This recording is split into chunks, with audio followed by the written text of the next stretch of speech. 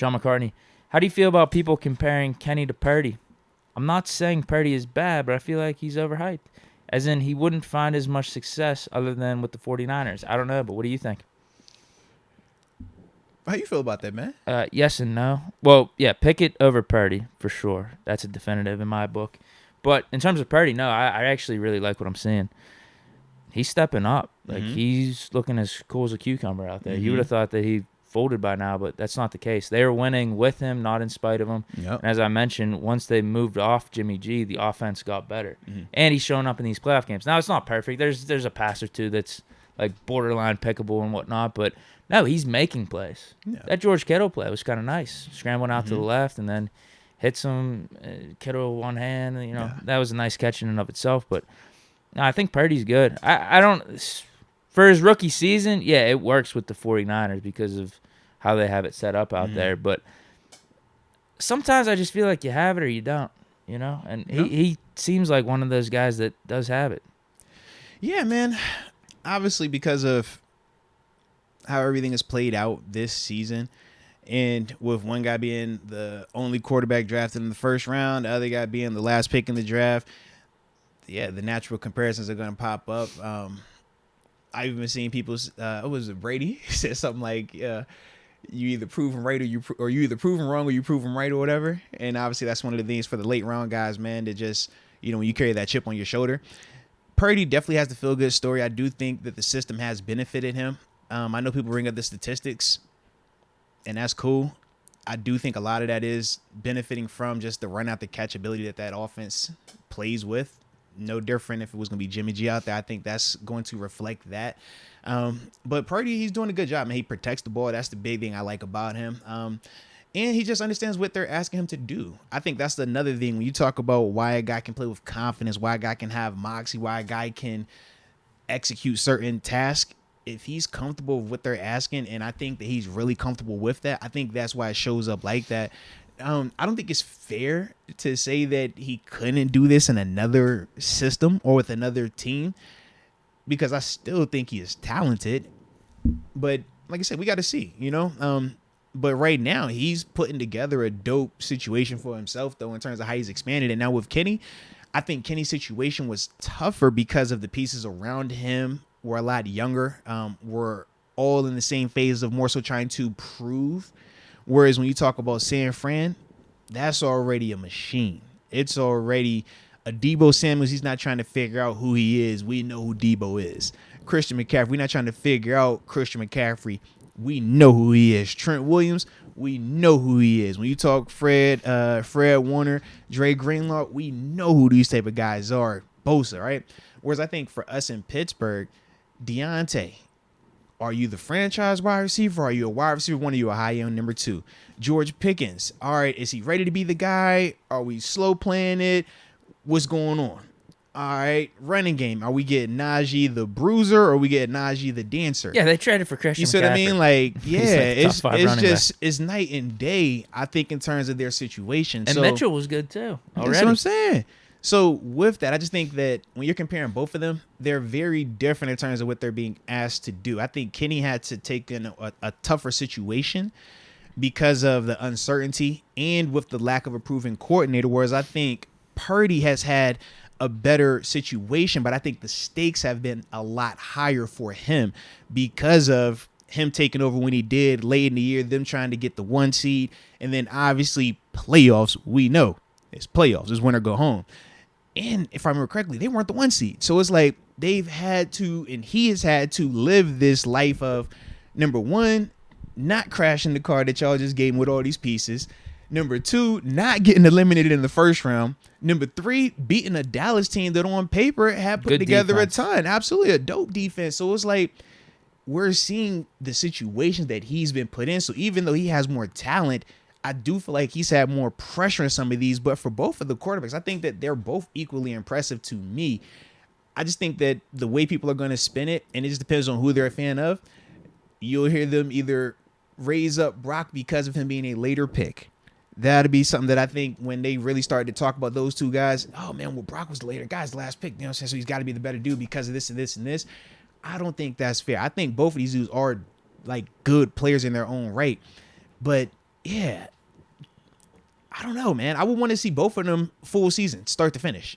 Like, that's what I want to see before I'm like definitively, oh, this guy over that guy, because both situations are dope. Both players have shown some dope stuff. Both players have been challenged in certain areas, but at the same time, both players have been protected in certain areas as well in terms of what the play calling and stuff like that. But to me, I want to see long, like, start to finish. Can you be week one starter and now take it from there? Because both of these guys have come in mid-season or during the season. Both guys have come in without it really being custom for them. You know what I mean? And that's the other part is like, all right, well, we know defenses will start getting more film on you. During the regular season, yes, they do that. Postseason, yes, they do that. But it's different when they got a full off season where they can really sit down in full sample size. Not, I'm preparing for a game this week and you're out here, let me try to hurry up and see what I can see on you. Nah, it's night and day when you're talking in season versus off season.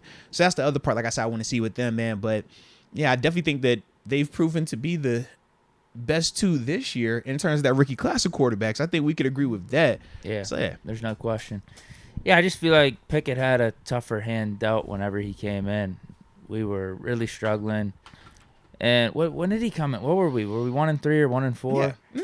And then he got hurt, so it was banged up. So let's just, in essence, say, all right, we had the bye. We were 2-6. Mm-hmm. Got to turn it around, and he really did. I mean, he improved his play a ton. Mm-hmm. Team got better and better as we went on.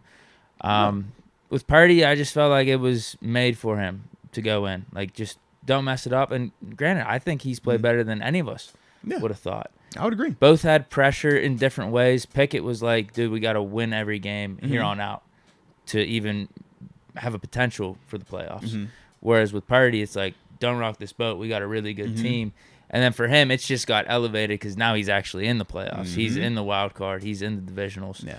But with Pickett, I mean, we had some type of simulation of that going up against the Ravens, the Raiders, must-win game, and final drive type of stuff. Yeah, I think Pickett just had less, and he made more with it here in the Steelers and turning around an offense that was ranked 31st, 32nd in a bunch of categories, whereas 49ers, they were humming with Jimmy G. Now, as I said, I give Purdy credit. Yeah. I give Purdy credit because I would take him over Jimmy G, and that's what I was talking about with the whole quarterback situation, whether they want to make the switch in the NFC Championship if they go to the Super Bowl. No, stick with Purdy. Yeah. So I give him credit. I'm just taking Pickett over him, though. Yeah. Like I said, man, it's going to be interesting to see how these two dudes play out down the stretch, man. But like I said, I get both arguments for both players, though. And I could sit here and make an argument for both players one way or the other, man. I also think I think Pickett is more talented. More speed, more mobility. I think he throws a better ball. I didn't expect you to say anything different.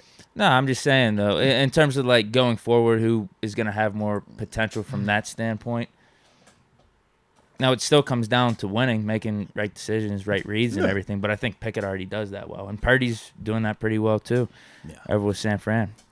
There was some stat with Purdy, too. Like, this was in the middle of the season, but the openness of the receivers was like something ridiculous. Like 60% of it, he's just throwing to like wide open receivers out there because of the scheme. No, I talked about it. I'm with you. Like some of the stuff, and this is why like when we bring up the statistics, I'm always like real hesitant to like just dive and like love on them like that because I'm like, yeah, I saw the one game, he ends up with like almost 300 yards passing, and I'm like, bro, I'm looking at.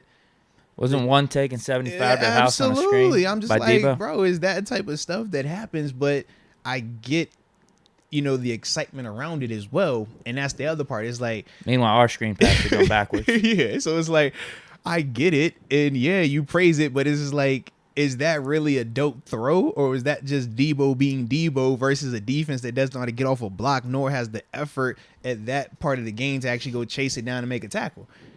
As the athlete, I think of it like that, but I know as a media person, a person that's talked about it, is like, yeah, you start talking like that, it comes off as more you're just hating versus context. So that's why it's kind of like, all right, people gonna view how they view it, but yeah, I definitely think that he's benefited from the scheme. It helps him out. That's why Shanahan is who he is. He's a top-notch dude from an offensive perspective. That's no secret. That's why we talk about their scheme being so good. And why when we talk about offensive coordinators and we say the standard or certain players or certain coaches, he's a name that gets brought up. And rightfully so, because he's dope. But that's why he is who he is. That's why he's been in play. That's why he's been having the success that he's having. Because of what he's capable of, man. We got Big Bad Wolf saying, Deke, a clown on God. Kenny would not be doing what Purdy is doing in SF.